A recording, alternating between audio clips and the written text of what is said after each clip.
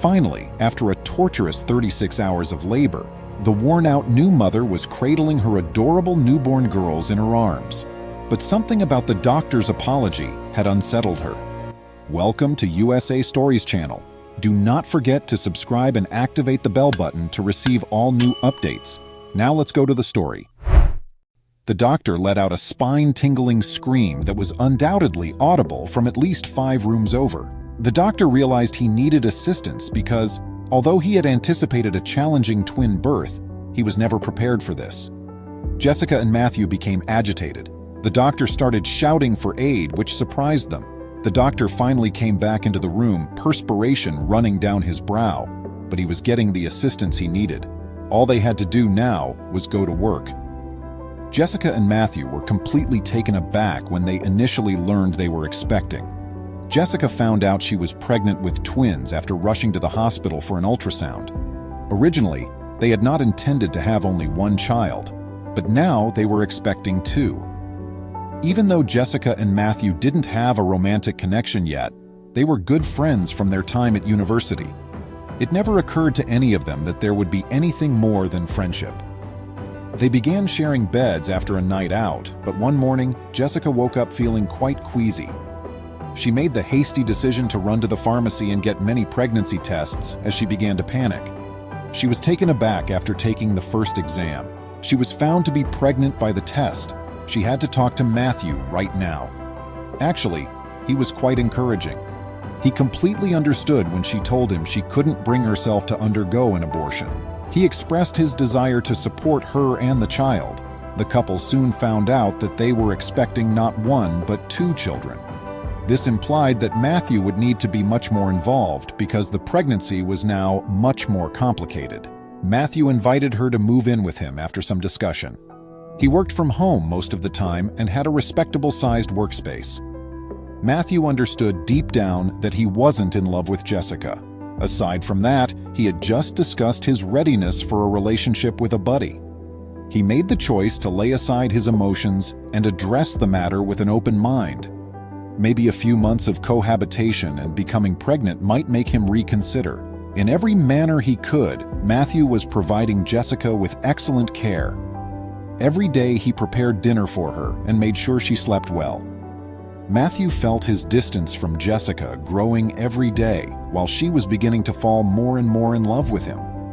They carried on in this manner until approximately 1 month prior to Jessica's due date. Her large tummy, swollen with twins, made it difficult for her to move. Her health really began to deteriorate at that point, and she was forced to stay in the hospital for the remainder of the time until her due date. While Matthew made every effort to be in the hospital, he also enjoyed having the house to himself once more. He felt a shudder go down his spine, picturing what it would be like to have Jessica and the 2 infants with him at all times. After the birth, how was he going to convince her that he really thought she should return to live with her parents? Matthew realized he couldn't tell her this straight away because of the state she was in at the moment. It was probably time for him to do it sooner. Jessica remained quite weak, but her condition recovered after a few days in the hospital. There was reason for gratitude over her situation at the moment. As Jessica's circumstances improved, Matthew was relieved of some of his tension, but he was still quite concerned. As he made his way to the hospital, several ideas were racing through his head. Nurses were running past him into Jessica's room, he noticed as he approached her door. She let out an excruciating scream, and just as he was starting to wonder what may be wrong, he heard it. He hurried into the room and crouched by Jessica, who was in agony, while he confirmed what was occurring. Her expression brightened as soon as she saw him, but it just made him feel worse. Rather than feeling happy about it, he was disappointed as he was unable to give her the news he had come to the hospital to deliver. Soon after, the first baby was born. But before she could unwind or enjoy her little son, the second twin still needed to come out. Almost everyone in the room looked away when one of the physicians examined the first twin more closely, and his eyes widened. The doctor muttered something to the doctor in charge of the birth, grabbing everyone else's attention with his actions. Then he hurried the baby and himself out of the room. Matthew and Jessica started to worry a lot, but they were unable to worry too much since they had the unborn child to consider. The doctor had left the room earlier and was now busy testing the first twin as Jessica struggled to deliver the second. Part of him was certain that his suspicions regarding the kid would prove to be correct when he carried out the test. Finally, after a time of labor, the second baby was born. A little sense of relief washed over Matthew and Jessica from their mounting tension at this development. They were afraid of the doctor's opinion of the first infant the instant they recalled him. The physician came back inside and started mumbling while lowering his head. He told them there was nothing seriously wrong with the baby's health to start. The physician clarified that while he wasn't worried about the infant's health, he had seen something else.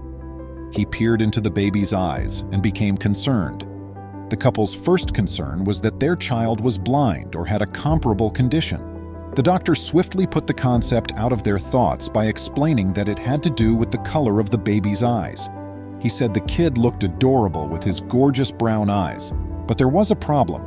Matthew and Jessica both had blue eyes, making it nearly impossible for the newborn to have brown eyes.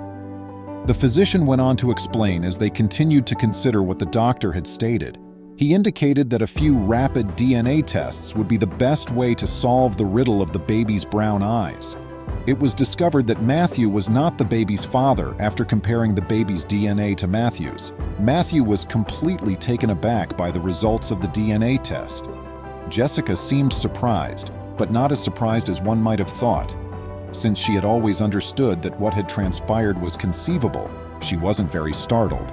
Now that the truth was in the open, all she could do was reveal the remaining undiscovered events. Jessica said that she had been seeing someone else while she and Matthew were sharing a bed. Jessica said that after learning she was pregnant, she had cut the other person out of her life. Matthew admitted to Jessica that he didn't want to be with her after giving the incident a lot of thought.